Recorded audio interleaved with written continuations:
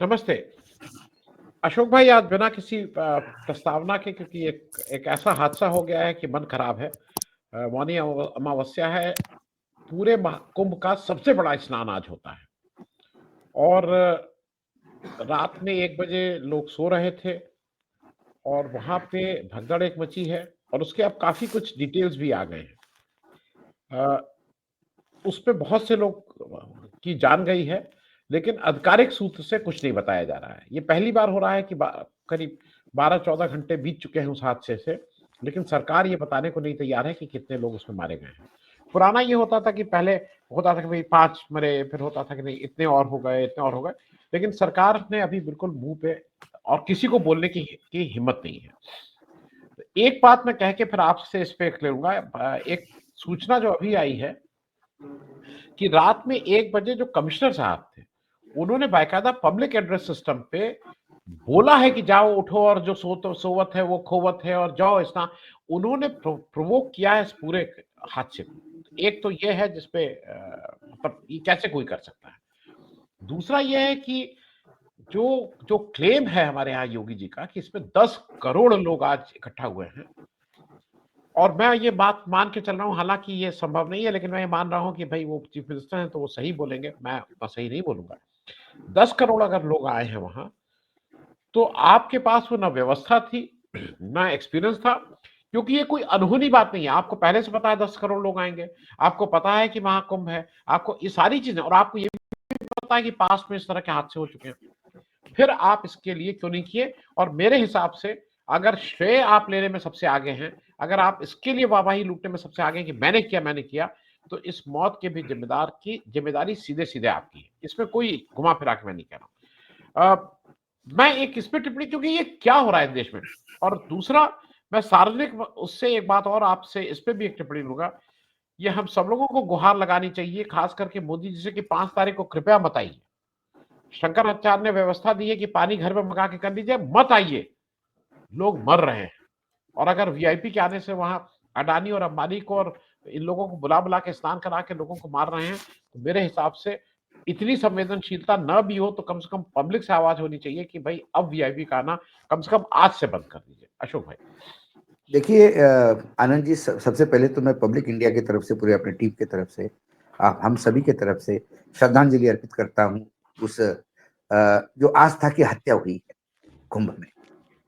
और हत्यारा का नाम आपने ले ही लिया है। मैंने वो वीडियो सुना है सर। जो सोवत है वो खोवत है। आप उठिए, आप सर्व पहले आए तो उस अमृत का आप हिस्सेदार हो और आप जाइए। उठिए उठिए उठिए बोल रहा है। यहाँ सोए मत रहिए। Point number 1। दूसरा, आने के लिए ये 143 करोड़ का देश है। इसमें आप 100 करोड़ भी हिंदू माने तो ऐसा कौन सा शहर है इस देश में जो 10 करोड़ की आबादी झेल सकता है बाहर की? कोई नहीं झेल सकता। तो आपको आयोजन करने के पहले ये सोच लेना चाहिए ये क्या सिस्टम है। इसके पहले जब योगी आदित्यनाथ का जन्म भी नहीं हुआ था, अमित शाह जी, नरेंद्र मोदी जी भी नहीं जन्मे थे, और उनके भी पूर्वज नहीं जन्मे थे, तब से कुंभ चल रहा है। कुंभ का इतिहास बहुत पुराना है। कुंभ चल रहा है। अलग अलग सत्ता आई, सत्ता गई, भारत पे आक्रमण हुआ, लेकिन कुंभ नहीं रुका।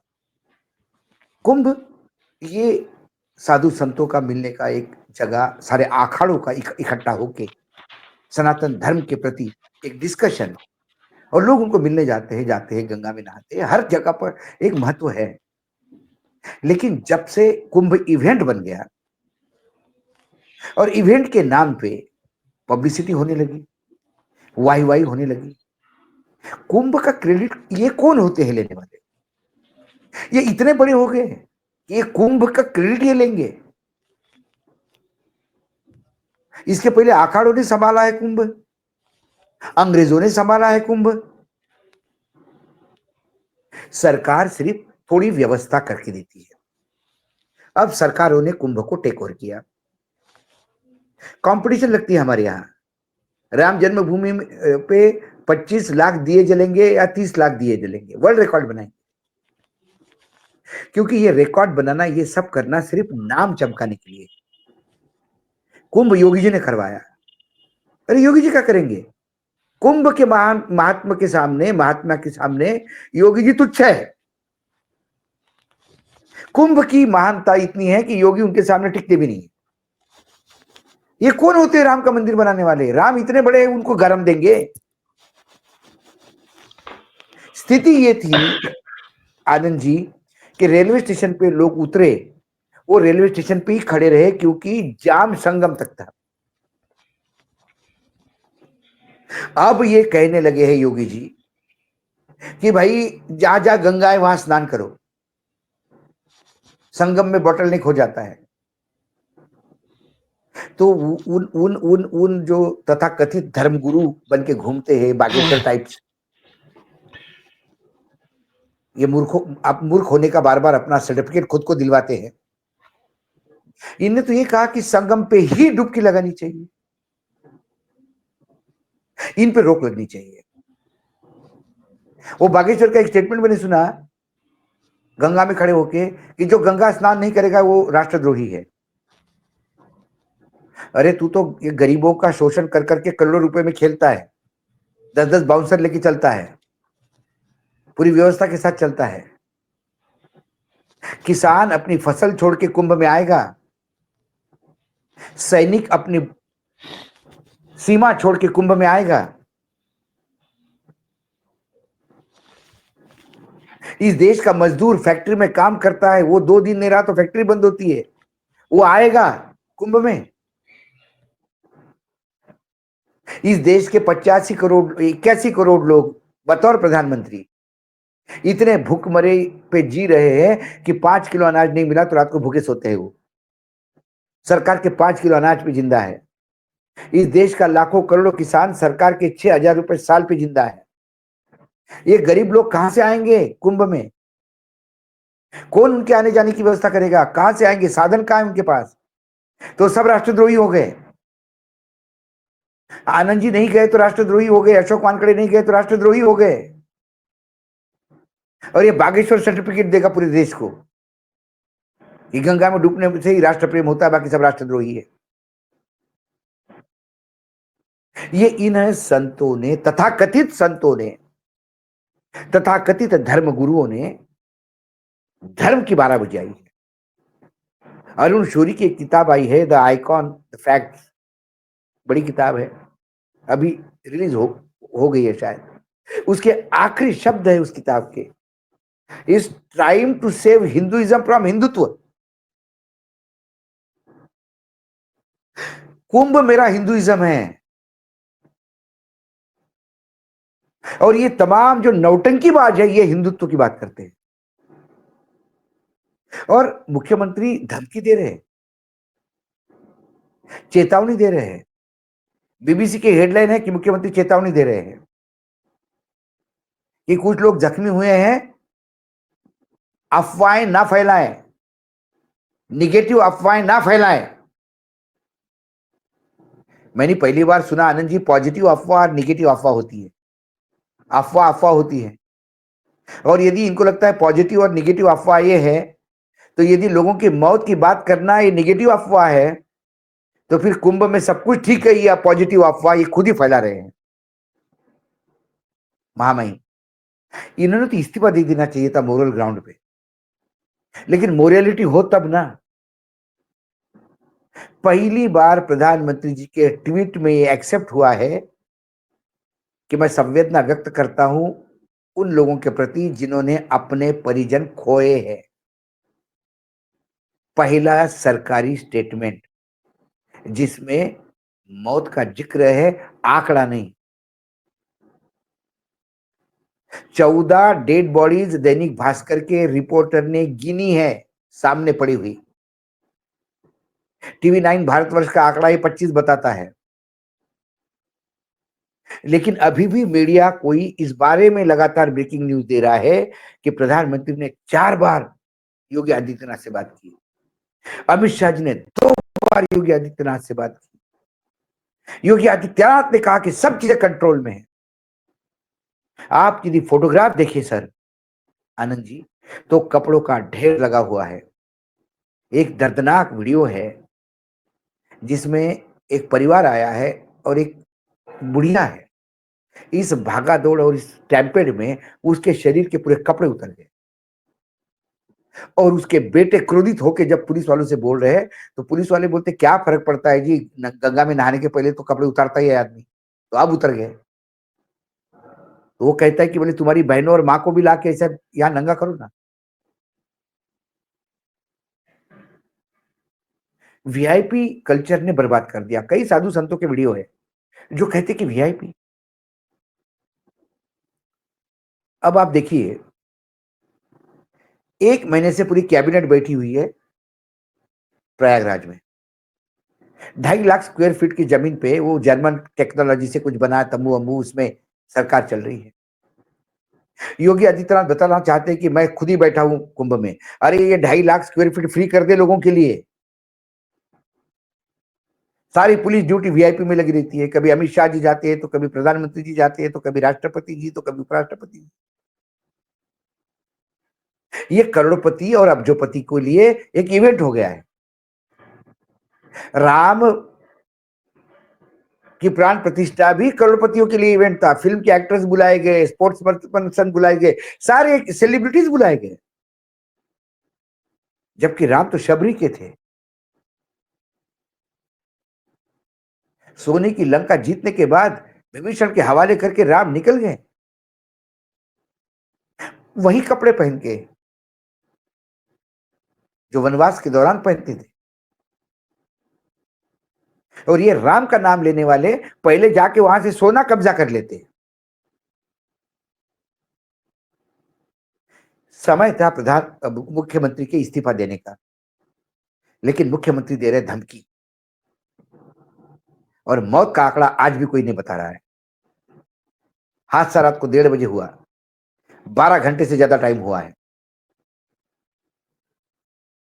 जो जो लोग कुंभ में गए जिनको फोन नहीं मिल रहे, सब लोग आतंकित हुए हैं कि क्या हमने मौत तो नहीं हुई। आंकड़ा बाहर नहीं आ रहा है। और मौत का आंकड़ा छुपा के ये क्या करना चाहते हैं? कल कोई एक आध स्टेटमेंट ऐसा आ जाए कि अरे कुंभ में मरने से आदमी मोक्ष भी मिलता है, अच्छा है, यू शुड बी सेल्यू हैप्पी कि तुम्हारे परिवार के लोग यहां मर गए। क्योंकि ये अपने कुकर्मों पे पर्दा कुछ भी हद तक जाके डाल सकते हैं। आज योगी आदित्यनाथ, चलो छोड़ दीजिए, नेताओं के पास तो दिल होता ही नहीं। और कम से कम वर्तमान में तो ऐसा नेता है ही नहीं जिनके पास दिल है। उनके लिए सत्ता का मोह, सत्ता का मक्खन खाना ही उनका पहला उद्दिष्ट है। लेकिन गोरखनाथ के पीठ के पीठेश्वर को क्या होगा? उस भगवा पहनने वाले योगी आदित्यनाथ को क्या हुआ? क्या नाथ संप्रदाय का कोई पीठाधीश इतना तंग दिल हो सकता है कि वो मौत के ऊपर आंसू बहाने के बजाय मौत का आंकड़ा बताने वालों को अफवाह मत फैलाओ करके धमका रहे हैं? कुंभ कोई भी धार्मिक आयोजन ने सरकार में पड़ना नहीं चाहिए, ये मैं कहता हूं। ये शंकराचार्यों पे छोड़ना चाहिए। शंकराचार्य करेंगे, कुंभ करना उनको सरकार से कुछ मदद चाहिए तो कुछ अधिकारी वगैरह देना। ये खुद हो के जो वहां पे फावड़ा लेके बैठ जाते ना, इनके कारण ये अव्यवस्था हुई है। वीआईपी कल्चर के कारण अव्यवस्था हुई। पूरे देश से वीआईपी, सारे कैबिनेट मिनिस्टर्स आ रहे हैं भाई, कैबिनेट आ रही है राज्यों की, विधायक आ रहे हैं, सांसद आ रहे हैं, सबकी वीआईपी व्यवस्था हो रही है। और वहां पत्रकार लोग सुन रहे हैं, उनकी बाइट आगे दे रहे हैं। किसी ने नहीं पूछा कि महाराज जी लोग मरे हैं, लाशें गिनी है लोगों ने, कोई आंकड़ा तो बताइए। गले से आवाज नहीं फूटती। क्या कुंभ के विज्ञापनों ने सबके मुंह बंद कर दिए हैं?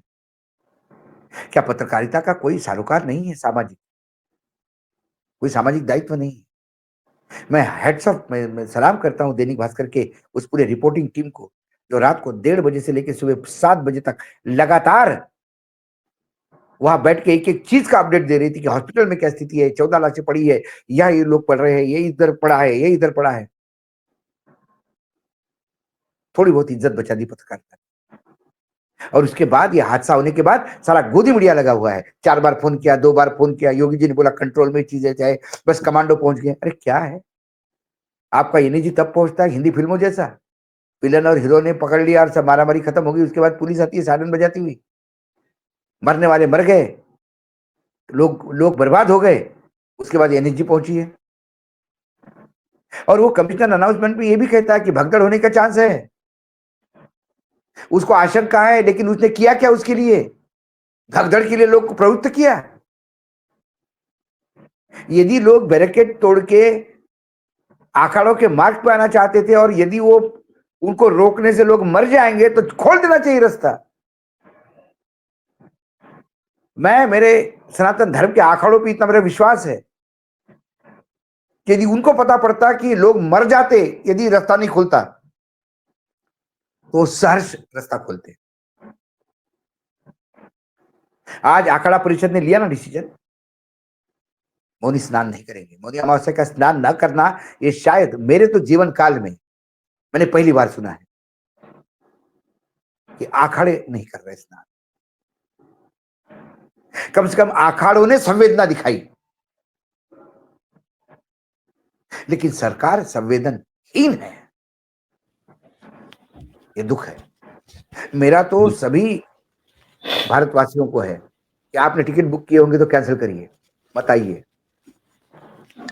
हम पहले से कहते थे कि अव्यवस्था है, लोग हमको हिंदू धर्म विरुद्ध कहते थे, कोई कहते कि इनको बीजेपी के खिलाफ बोलने में मजा आती है, कुछ भी कहते।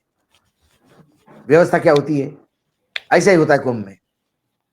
कुंभ में 20-20 किलोमीटर नहीं चलना पड़ता। पहली बार जो लोग एक भी कुंभ नहीं छोड़ा, ऐसे भी लोग हैं वहां पे जो कहते कि ऐसी अव्यवस्था पहली बार देखी हमने। मत आइए।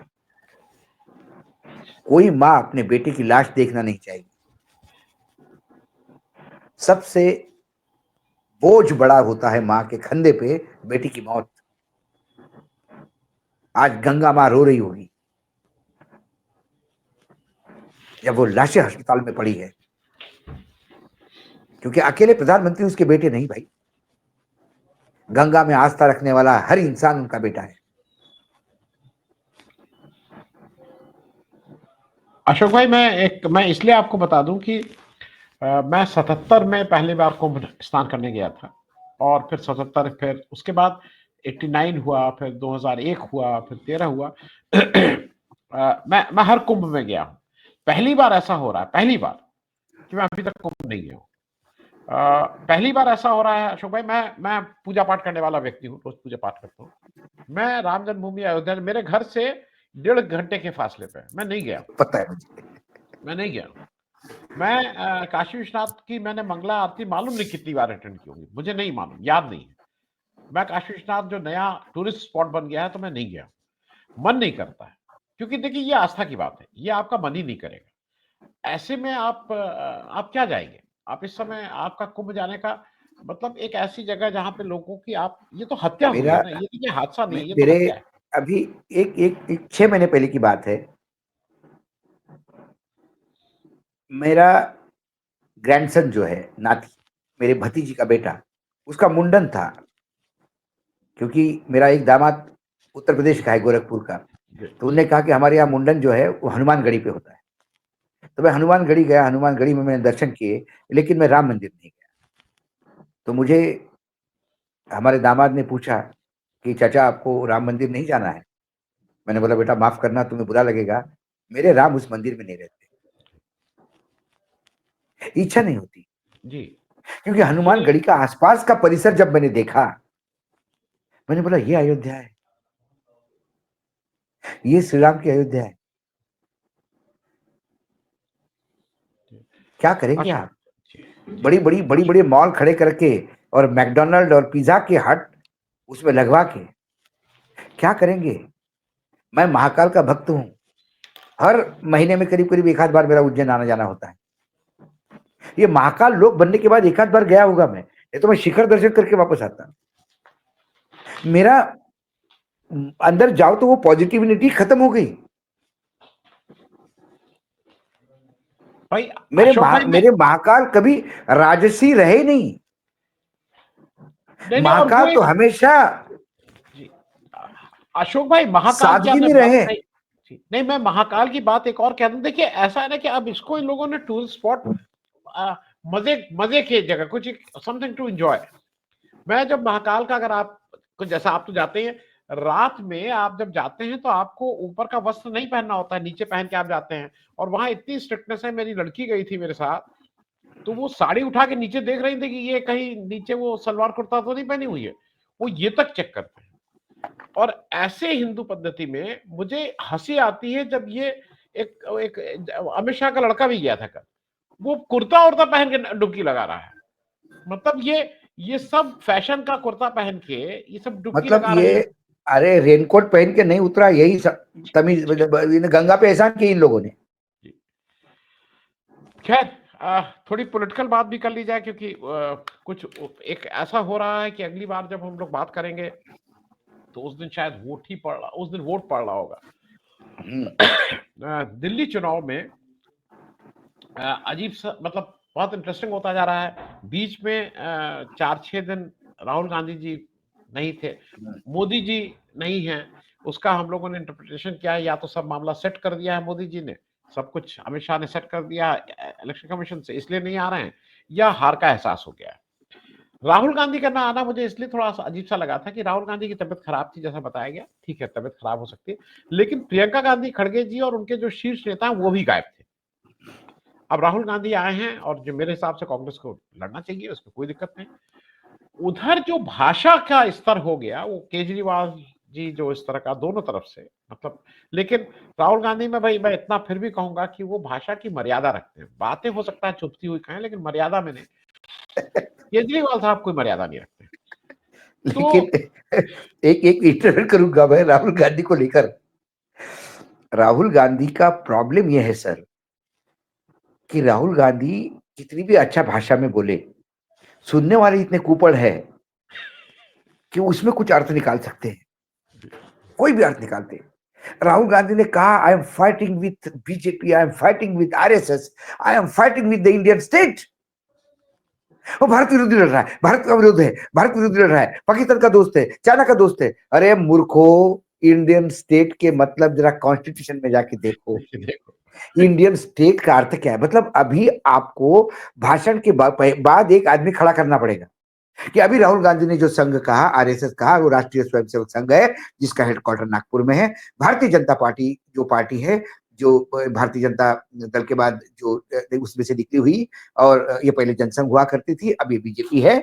और नेशनल जो इंडियन स्टेट कहा है, तो इंडियन कॉन्स्टिट्यूशन में जो इंडियन स्टेट का डेफिनेशन दिया है, वो सरकार, सरकारी तंत्र, प्रशासन, इसके मायने इंडियन स्टेट है।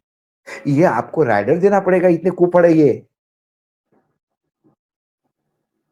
तो राहुल गांधी बोले भी तो क्या बोले? उनने जब कहा था कि भाई तुम्हारा हिंदुत्व उग्र हो सकता है, मेरा हिंदुत्व बुद्ध का हिंदुत्व है, मेरा हिंदुत्व सबको समाने वाला हिंदुत्व है, मेरा हिंदुत्व प्यार बढ़ाता है, मेरा हिंदुत्व तोड़ना नहीं सिखाता। तुम्हारा हिंदुत्व उग्र है, तुम्हारा हिंदुत्व मारकाट वाला है। अरे, हिंदुत्व को ऐसा कहा, हिंदुत्व, प्रधानमंत्री उठ के खड़े हो गए, हिंदुत्व को ऐसा कहा, हिंदुत्व को ऐसा कहा।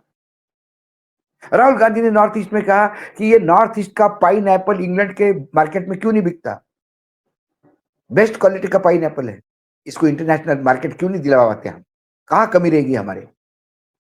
इनको पाइन एप्पल ये शब्द कभी सुना नहीं इन कुपड़ों ने, इनको एप्पल ही मालूम है। बोले राहुल गांधी ने कहा नॉर्थ ईस्ट का एप्पल, बताओ नॉर्थ ईस्ट में एप्पल होता है? अरे कुपड़ हो, पाइन एप्पल और एप्पल में फर्क तो समझो। तो कई बार मुझे राहुल गांधी पे दया आती है कि राहुल गांधी के सामने विरोधी ऐसे खड़े हैं कि जिनके पीछे एक शब्दकोश वाला आदमी खड़ा करना पड़ेगा। सुनो सुनो सुनो, रिएक्शन देने के पहले समझ लो राहुल गांधी ने क्या कहा। तो अब कौन सी भाषा की बात करें? राहुल गांधी ने बहुत ही सौम्य भाषा में बोला, तो भी इनको अलग सुनाई देता है। पाइन एप्पल का एप्पल इनको सुनाई देता है। इनको इंडियन स्टेट का मायने राष्ट्र विरोधी हो जाता है। क्या करे? मुझे बताइए, राहुल गांधी क्या करेंगे? या तो बोलना ही छोड़ दे, कोई समझदार सामने आया तो बोले, अच्छा, इन कुपड़ों का खंडन भी नहीं कर सकते क्योंकि ये ऐसे अलुल जुलुल बोलते हैं।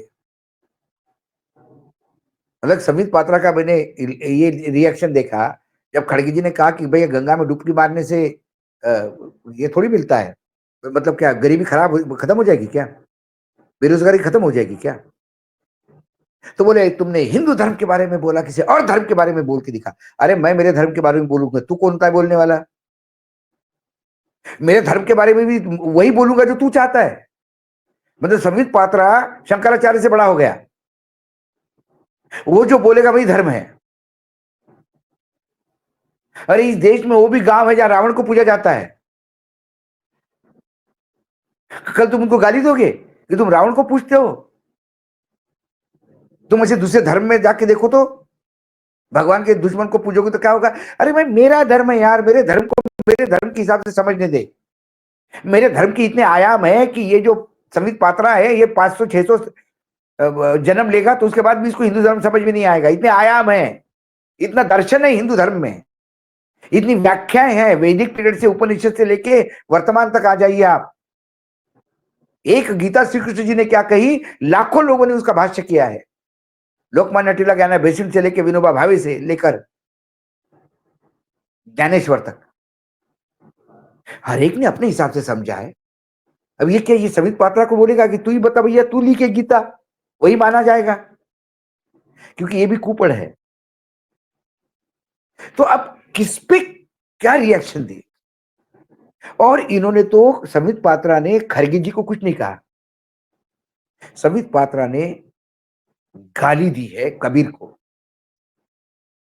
संबित पात्रा ने गाली दी है नानक को, संबित पात्रा ने गाली दी है विवेकानंद जी को। क्योंकि विवेकानंद जी ने जो कहा वही खरगे जी ने कहा था। उन्होंने गाली दी है नेताजी सुभाष चंद्र बोस को, जिन्होंने धर्म राजनीति से बिल्कुल दूर रखने के लिए कहा, और जिन्होंने कहा जो धर्म को लेकर राजनीति करते हैं वो राष्ट्रद्रोही है। ये आदरणीय नेताजी सुभाष चंद्र बोस ने कहा। ये सबको गाली देते बैठिए, क्योंकि इनको भी नहीं मालूम कि उन महापुरुषों ने क्या कहा।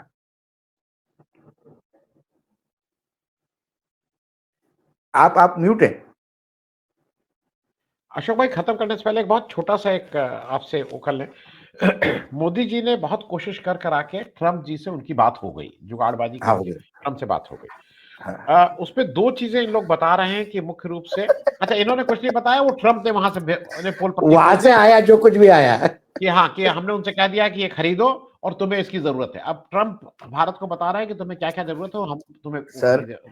ट्रंप ने सीधी सीधी बात कही, मेरी अमेरिका सबसे पहले, दोस्ती अलग। अलग। अब बैलेंस ऑफ ट्रेड जो होगा वो अमेरिका के फेवर में होगा। मतलब आप मेरे से ज्यादा खरीदोगे, मैं आपसे कम खरीदूंगा, या जितना मैं आपसे खरीदूंगा उससे दुगना आप मेरे से खरीदेंगे। सारे हथियार, सुरक्षा व्यवस्था आप मेरे से लेंगे, ठीक है? जो सामान मेरे से लेंगे उस पर टैक्स तमीज से लगाएंगे, नहीं तो मैं 100% ठोक दूंगा तुम्हें। जी। तुम्हारा जो अभी जो स्क्वाड होगा, जो अभी चाइना रशिया वाले सब मिलके करते, उसमें डॉलर के सिवा किसी में काम नहीं होगा, कोई अपने करेंसी में काम नहीं करेगा। ये वार्निंग दी उसने। जी और नहीं जो अशोक मेरे भाई। यहाँ तुम माल भेजते हो, जी। अब उसकी फैक्ट्रियां मेरे यहाँ लगाओ, पैसा लगाओ जरा। जी नहीं अशोक भाई, एक चीज और, मैं दो चीजें आई हैं इमिग्रेशन में। उन्होंने कहा कि वो रिजर्व, यहाँ भारत की तरफ से उनसे आग्रह हो रहा है कि भैया इतना हल्ला गुल्ला मत बचाओ और मेट्रोज में मत भेजो। राजकोट, जम्मू, फैजाबाद, गोरखपुर में ये जहाज भेज दो, यहाँ पे मत भेजो क्योंकि हमारी बड़ी बेइज्जती होगी। तो उस पे वो नहीं नहीं, क्या कर। सवाल ये है कि सर 4 घंटे के जहाज में लोग बेहोश हो गए, जी। 4 घंटे के ट्रैवल में, कोलंबिया, चिली, ब्राजील, 4 घंटे के जहाज में। अमेरिका भारत में आते आते 8-10 घंटे का ट्रैवल है। क्या डेड बॉडीज निकालनी पड़ेगी? वो भेड़ बकरियों जैसे घुसाड़ के लाते प्लेन में, कोई एयर कंडीशन नहीं, बाथरूम जाने नहीं देते। नहीं अशोक भाई, मैं एक चीज जिस पे आपका ध्यान वो हूं, एक चीज पे ये लोग बिल्कुल नहीं बोल रहे हैं और मेरे हिसाब से वो चारा डाला है अमेरिका ने। ये लोग पन्नू वाली बात पे बिल्कुल नहीं बोल रहे हैं, क्योंकि मेरे हिसाब से जो मेरी समझ है, ये राणा को वहां से डिपोर्ट कर रहे हैं। अब आप राणा को बहुत, क्या भारत में हल्ला मच रहा है कि 3 अफसर जा रहे हैं, 6 अफसर जा रहे हैं, वो हथकड़ी लगा के आएंगे, बेड़ी लगा के लाएंगे, सब कुछ करेंगे। फिर वो कहेगा कि जरा अडानी जी को भी तो दीजिए और डोवाल जी को भी दीजिए, और इस पे वो बड़ी डील डोवाल, करेगा। अडानी, यादव, विकास यादव, विकास यादव, विकास यादव। और इसकी कॉस्ट ये चुकाई जाएगी कि हम अमेरिका से ज्यादा सामान लेंगे, हम नहीं, जैसा। जी। अब हम अमेरिका के लिए आने वाले समय में भारत भूमि पे अमेरिका का सैन्य का बेस भी होगा। उसका अंत वही है, मैं बता रहा हूं आपको, क्योंकि चाइना ने पूरा बॉर्डर खींच लिया है। पाकिस्तान में चाइना है, बांग्लादेश में चाइना है, बर्मा में वो है, आपके भूटान में है, आपके लंका में है, मालदीव्स में नेपाल, है, नेपाल। नेपाल में है। तो अब पाकिस्तान के लिए, अमेरिका के लिए कोई जगह दिख नहीं रही। सिर्फ एक कंट्री है, मतलब मैं सैल्यूट करता हूँ मैक्सिकन्स को। जब मैक्सिकन में प्लेन लेके गया तो उन्हें उतरने नहीं दिया प्लेन, पूरा वापस भेज दिया, और प्लेन वापस आ गया। उनको मालूम था कि उधर भी पगले लोग हैं, प्लेन ही शूट करेंगे। उनने कहा कि हम हमारे लोगों को लेने के लिए मना नहीं कर रहे, लेकिन हमको बगैर बताए आप झुंड नहीं भेज सकते। दो राज्य देशों के बीच में चर्चा होनी चाहिए। भारत ने सबसे पहले सरेंडर कर दिया। सबसे पहले घुटने टेकने वाला भारत है, जिन्हें कहा कि माए बाप जो भी भेजोगे ले लेंगे। बाकी देशों ने बहुत स्ट्रिक्ट किया है। और चाइना ने दो टूक बातों में कहा, औकात में रहो। जो चाइनीज प्रोवर्ब है उसमें कहा औकात में रहिए। जब पहली बार दो परराष्ट्र मंत्री अमेरिका के और चाइना के आपस में फोन पे बात की, तो उन्हें कहा कि आप औकात में रहिए, धमकाइए मत। जी। मैं समाप्त उन्होंने केवल यही नहीं कहा, उन्होंने अपने कार्यों से भी उनका जवाब दे दिया। टिकटॉक टिकटॉक बहुत कर रहे थे, डीप डीप सीक ऐसा डाला है कि अमेरिका की जो शेयर मार्केट है वो धड़ाम है, और अमेरिका को समझ में नहीं आ रहा है कि क्या करें। क्या उन्होंने करें? टिकटॉक का जवाब ठीक से। आर्टिफिशियल इंटेलिजेंस क्या होता है, इसकी पहली झलक चाइना ने दिखा दी। जी। और अमेरिका जो इस टेक्नोलॉजी पे इतराता था, वो घुटने पे आ गया। जी। चलिए अशोक भाई, थैंक यू सो मच बातचीत करने के लिए, बहुत बहुत धन्यवाद। धन्यवाद।